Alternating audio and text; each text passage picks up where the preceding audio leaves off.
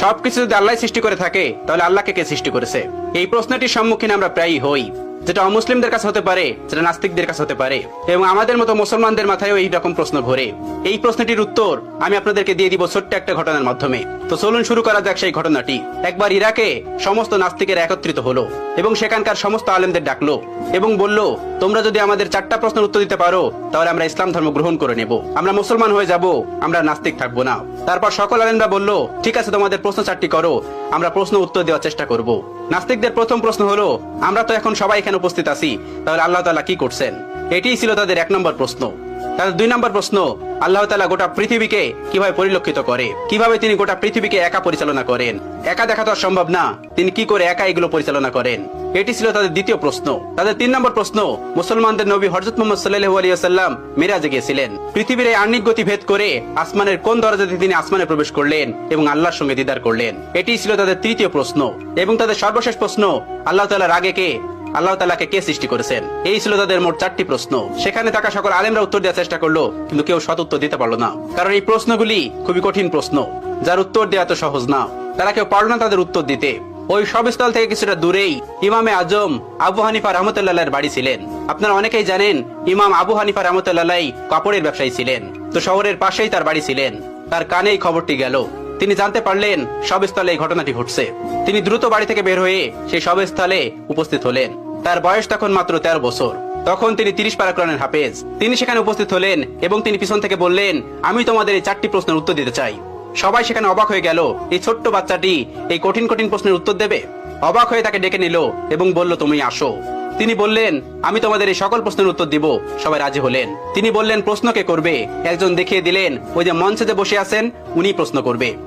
চেয়ারে বসে থাকা ওই লোকটিকে আবু হানিফা রাহমাতুল্লাহ বললেন, তুমি যখন আমাকে প্রশ্ন করবে তখন তুমি আমার ছাত্র, আমি তোমার শিক্ষক, তাহলে আগে তুমি আমাকে ওই চেয়ারে বসতে দাও, আর তুমি নিচে দাঁড়িয়ে আমাকে প্রশ্ন করবে। উদ্ভট হলেও এটি তারা মেনে নিয়েছিল।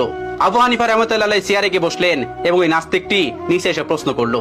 প্রথম প্রশ্নটি ছিল এরকম যে, আল্লাহ তাআলা এখন কি করছেন? আবু হানিফা রাহমাতুল্লাহ তীক্ষ্ণ বুদ্ধি সম্পন্ন একজন মানুষ ছিলেন।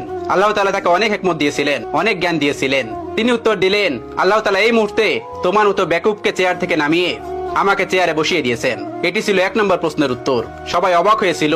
এই উত্তর খণ্ডানোর মতন উত্তর তাদের কাছে ছিল না, তাই তারা এটি মেনে নিতে বাধ্য হয়েছিল।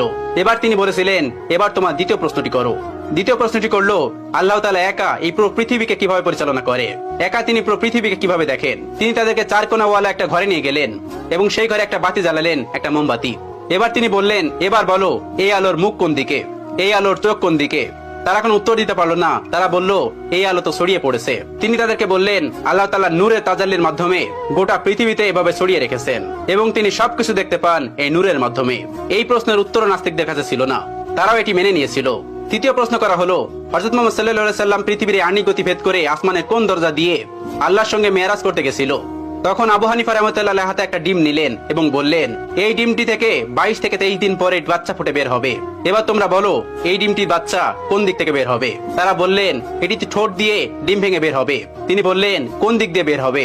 তারা বললেন, এটা আমাদের জানা নেই। এবার ইমাম আবু হানিফা রাহমাতুল্লাহ বললেন, আল্লাহ তাআলা তার বান্দাকে আসমানে নিবেন কোন দরজা দিয়ে নিবেন, এটি আল্লাহ তাআলা ভালো জানেন। এটা আল্লাহ তাআলার কাজ, তোমার আমার কাজ না। আসমান তার, আসমানের যে কোনো জায়গা দিয়ে তার নবীকে আসমানে নিতে পারেন। চতুর্থ প্রশ্ন, যেটি সব থেকে গুরুত্বপূর্ণ, আল্লাহ তাআলাকে কে সৃষ্টি করেছেন? আল্লাহ তাআলার আগে কে? ইমাম আবু হানিফা রাহমাতুল্লাহ বললেন, তোমাদের মধ্যে কি এমন কেউ আছেন যিনি অনেক ভালো অঙ্ক করতে পারে? তখন একজন বললেন, হ্যাঁ আমি পারি। তখন তাকে বলল, তুমি 1 থেকে গুনতে শুরু করো। তখন সে গোনা শুরু করলো।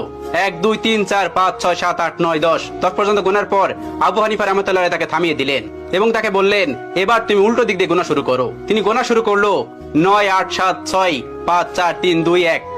এরপরে এসে সে আর গুনতে পারলো না। এবার ইমাম আবু হানিফা রাহমাতুল্লাহ তাকে বললেন, তুমি থামলে কেন? আমি তো তোমাকে থামতে বলিনি। তিনি বললেন, এর আগে কিছুই নেই। এবার আবু হানিফা রাহমাতুল্লাহ বললেন, আল্লাহর আগেও কিছু নেই। সামান্য একটা সংখ্যা দিয়ে যদি তার আগে কি আছে তুমি বুঝতে না পারো, তাহলে তুমি সেই মহান সত্তাকে কিভাবে বুঝতে পারবে যে তার আগে কেউ নেই? তোমার মাথায় এই জ্ঞান আল্লাহ তাআলা দেননি। এজন্য তুমি প্রশ্ন করো, আল্লাহ তাআলার আগে কে? আল্লাহ তাআলার আগে কেউ নন।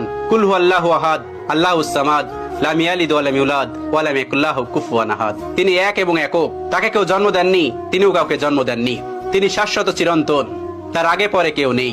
এই ছিল আবু হানিফা রাহমাতুল্লাহ প্রজ্ঞা এবং জ্ঞান, যেটি দিয়ে তিনি পুরো পৃথিবীকে আলোকিত করে রেখেছিলেন তার জ্ঞান দিয়ে। এখনো তার কিতাব, তার দর্শন দিয়ে মানুষ ইসলামকে পরিচর্যা করে।